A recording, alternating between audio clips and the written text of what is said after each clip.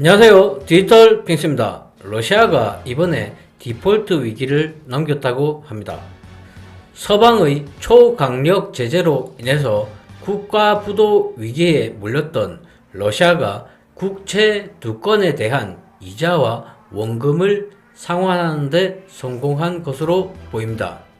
로이터 통신은 현지 시간으로 어제 3일 복수의 소식통을 인용해서 러시아가 발행한 달러 표시 국채 2건과 관련해서 일부 국채 보유자들이 최근 이자와 원금을 상환받았다고 보도했습니다.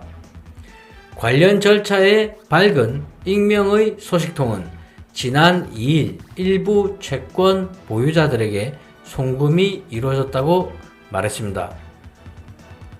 로이터는 채권자 2명의 계좌에 러시아가 상환한 이자와 원금이 입금된 사실 역시도 확인했습니다.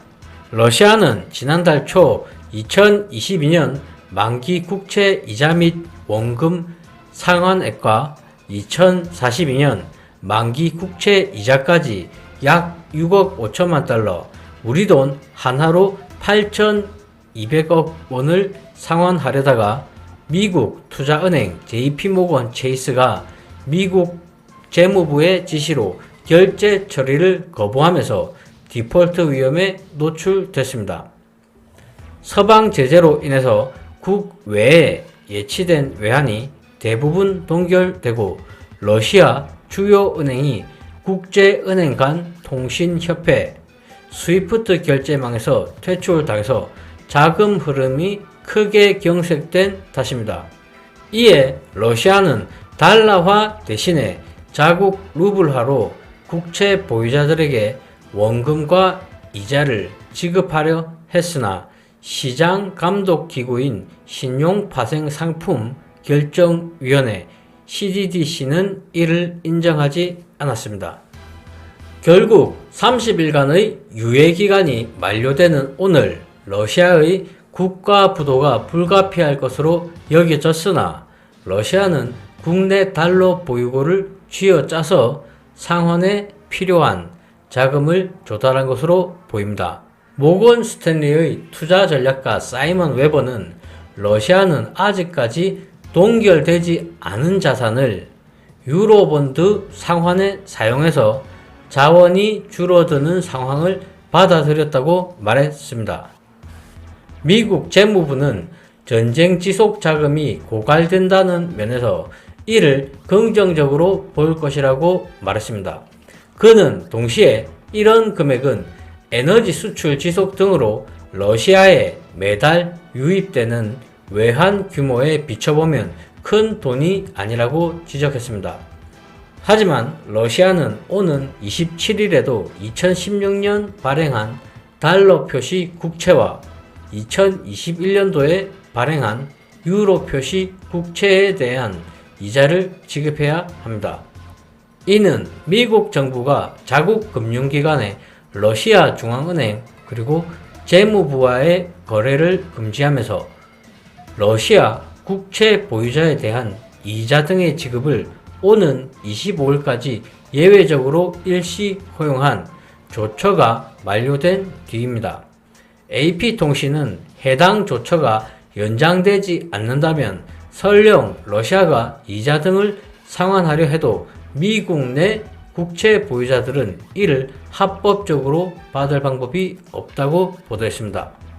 러시아는 400억 달러, 우리 돈 한화로 50조 4천억 원 규모의 외채를 지니고 있으며 이 중 절반가량을 외국인이 보유한 것으로 알려졌습니다.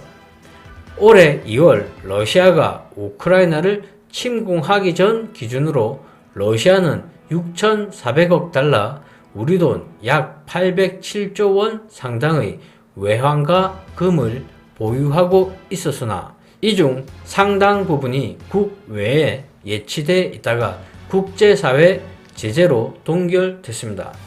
이미 5년 전에 러시아와 우크라이나의 전쟁을 예견했던 피터 자이하는 경제 제재들은 확실한 영향을 미치고 있다고 설명했고, 지금부터 몇 년이 지나게 되면 러시아는 이번 전쟁으로부터 회복할 수가 없을 것이라고 말하고 있습니다.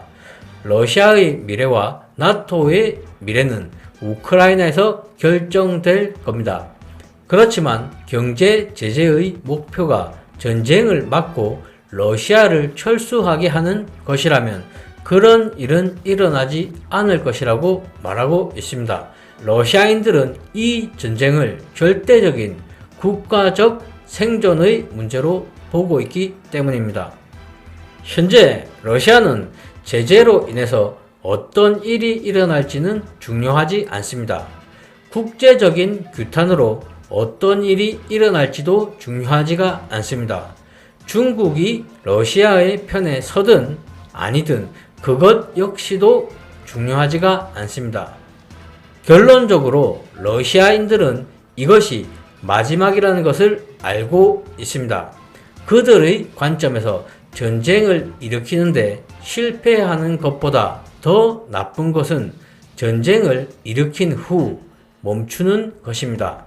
왜냐하면 러시아는 여전히 유라시아 중부에서 불안정할 것이고 이미 전쟁을 일으킨 대가를 치렀기 때문입니다. 그렇기 때문에 러시아인들은 끝까지 갈 것입니다.